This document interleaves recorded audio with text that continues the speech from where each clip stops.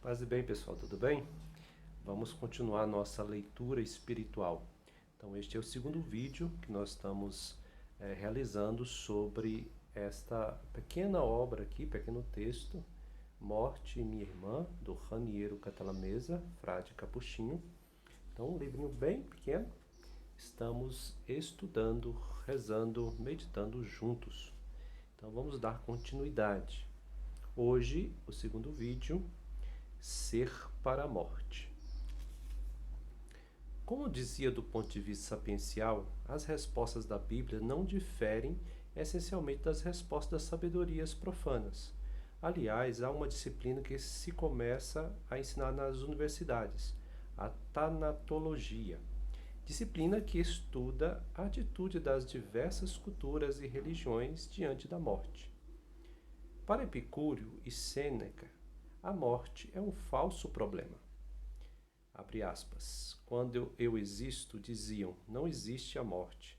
Quando a morte existe, eu não existo. Fecha aspas. A morte, pois, não nos diz respeito. Basta não pensar nela. Santo Agostinho já antecipa a moderna reflexão sobre a morte. Quando nasce uma pessoa, diz ele, fazem-se tantas hipóteses, talvez venha a ser bela, talvez feia, talvez rica, talvez pobre, talvez venha a viver muito tempo, talvez não. Mas de ninguém se diz, talvez venha a morrer, talvez não. Essa é a única coisa absolutamente certa na vida. Quando sabemos que alguém está doente de hidropsia, era a doença incurável daquele tempo, hoje são outras, né? Dizemos, coitado, deve morrer, está condenado, não tem cura. Será que não deveríamos dizer o mesmo de cada um que nascesse? Coitado, deve morrer, não tem cura, está condenado. Né? Assim, esse realismo, né? Um ser nascido para a morte. Que diferença faz se é depois de um tempo mais longo ou mais curto? A morte é a doença incurável que contraímos ao nascer.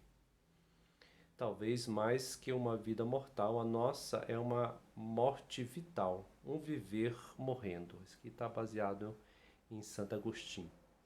Esse pensamento final foi retomado em tom secular por Heidegger, que colocou a morte de pleno direito entre os objetos da filosofia.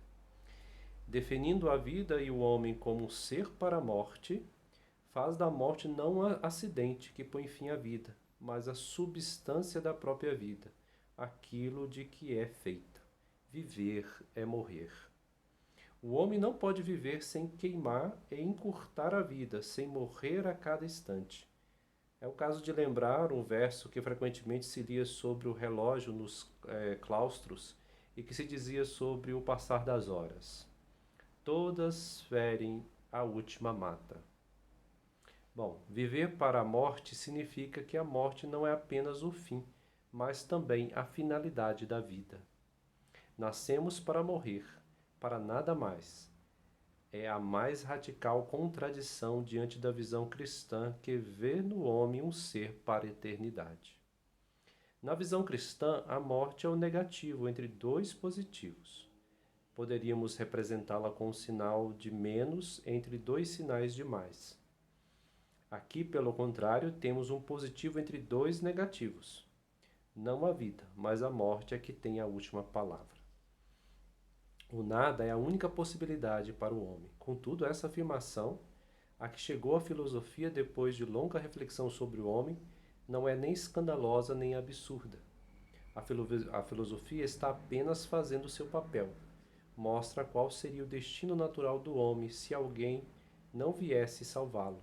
É uma confirmação negativa da revelação.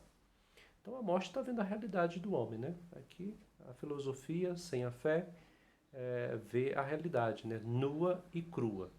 Ela não tem nenhuma pretensão de discutir se alguém vem nos salvar. Aí seria teologia, não seria filosofia, né? Em tempos recentes, uma nova sabedoria desconhecida dos antigos ocupou-se com a morte, a psicologia. Há psicólogos que veem na recusa da morte a mola de todo o agir humano, da qual seria uma manifestação até mesmo de instinto sexual. E aí o Raniero lembra de Freud, né?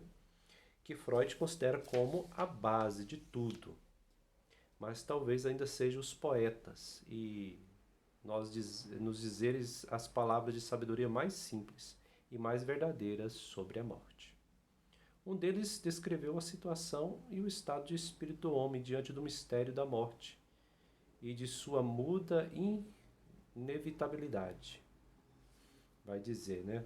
Pois somos como o outono, as folhas das árvores. O característico de toda essa sabedoria humana é que não traz nenhum consolo, não afasta o medo. Né? Todo esse conhecimento filosófico, poético, né?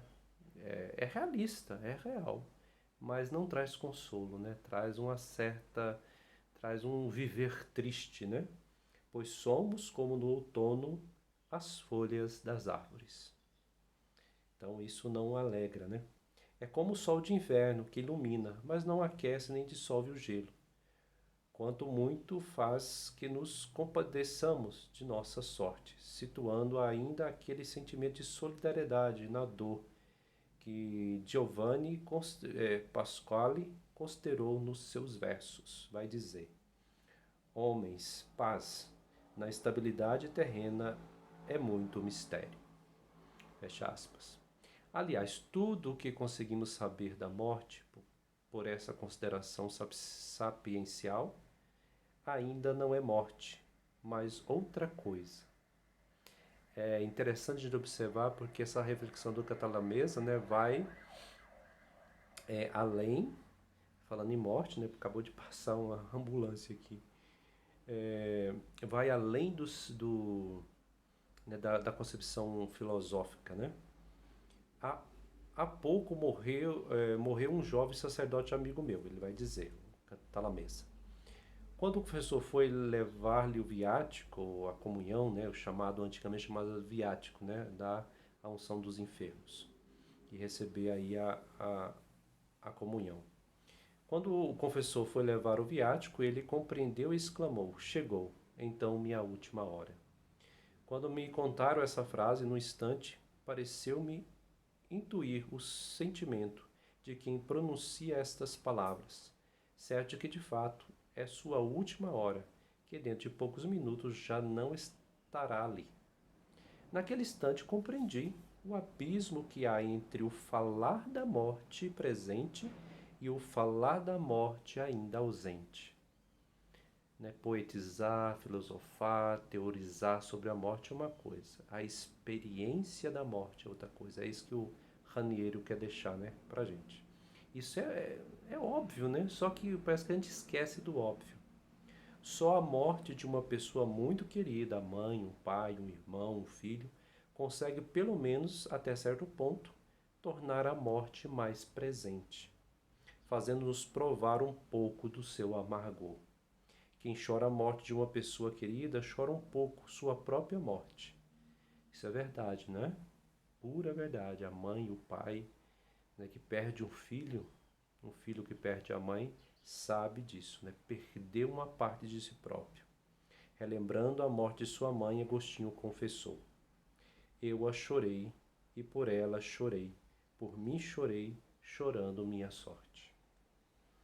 Todas as culturas, todas as épocas enfrentaram a morte como quem enfrenta um enigma insolúvel e envolvente, que se tenta decifrar a partir de todos os lados, que se formula em voz alta, na esperança de encontrar uma chave para a sua solução. Mas este é um enigma especial que não fica esperando. Antes que o liquidemos, é ele que nos liquida e dissolve. Mais ou menos como se quiséssemos estudar os movimentos das ondas do mar, equilibrando-nos sobre uma prancha na crista de uma delas. Antes ainda de nos pormos eretos, já fomos arremessados na praia. Lendo a descrição de alguns náufragos célebres, parece-me estar diante da parábola da morte de uma pessoa. A nave, batida, ergue-se e dobra-se. Tenta-se opor à força das ondas, luta, volta à tona, mas a água, implacável, arremete de todos os lados e depois de cada espasmo, a nave afunda um pouco mais, até que, como cansada de lutar, desiste e afunda, e o abismo sobre ela fecha suas fauces. A gente refletindo assim, né, dá até um... nossa, essas reflexões sobre a morte nos deixa assustados, né? Mas isto é uma prática, vamos dizer assim, de toda a tradição espiritual cristã, meditando sobre a morte. E aqui a gente tem uma diferença entre falar sobre ela, né, e depois a gente vivenciá-la, né, e aí cada um vai ter isso, é uma coisa diferente, como diz o Catalamesa, né? Mas nós meditando a paixão de Cristo, seu sofrimento, sua morte, e também a experiência que nós temos da morte de pessoas próximas, familiares, ou no caso daqueles que trabalham na igreja, na encomendação de um corpo, né, na unção dos enfermos de alguém que está ali sofrendo seus últimos momentos, isso vai nos dando, vai nos trazendo uma consciência mais amadurecida da morte, mas principalmente da vida, né? A vida que aqui é como a erva nos telhados, floresce de manhã e à tarde logo seca. Então não se assuste, tá? A gente falar sobre isso. Se você tem alguma dificuldade atual sobre o tema, então evite, né? Não vamos tratar agora. Talvez você perdeu e algum ente querido está sofrendo muito agora. Então talvez a temática, a reflexão aqui não seja para você. Ou talvez você está num certo estado depressivo, né? Então é bom evitar nestes momentos, né? E recuperar o ânimo e depois, fortalecidos no espírito, a gente possa meditar. Porque talvez vocês vejam o vídeo e falem assim, nossa, o Frei falou sobre a necessidade da gente meditar sobre a morte. E se a gente está muito fraco espiritualmente, emocionalmente, isso vai dar mais problema, né? Vai trazer mais problema e isso não vai fazer bem para a gente, né? É bom a gente fortalecer no Senhor, amadurecer, deixar que o seu espírito vá nos fortalecendo para a gente chegar e o momento de refletir, né, sobre a morte. Você que caminha melhor, está caminhando neste momento, melhor assim, né, na medida do possível. Então, vá continuando, vá, né, se puder, compre esse livrinho, ou acompanhe aqui os vídeos para a gente meditar mais sobre essa temática. Às vezes parece estranho, né, meditar sobre isso, mas é necessário. Sobre isso não, né? Sobre a morte. A gente precisa falar às vezes o nome, porque às vezes a gente está escondendo ela, né, da vida. E aí a gente acaba não vivendo a vida como convém. Porque nós entendemos a morte como uma passagem, e uma morte, né? A gente vai continuar aqui, tá? Nos próximos vídeos. Nesse momento a gente está vendo a realidade, né? Deparando com a questão real, né? Que nós somos um ser para a morte, mas nós já começamos a entrar nesse segundo capítulo aqui desse pequeno texto do Raniero, que a gente já está, a fé cristã já vai dar outro contexto e não mais só a filosofia, né, só as ciências sobre a morte. Gente, obrigado, paz e bem. Comente o vídeo, curta o vídeo, né? É muito bom ter você aí participando comigo nessas reflexões que ajuda muito a partilha. Deus abençoe, paz e bem e até mais. Tchau.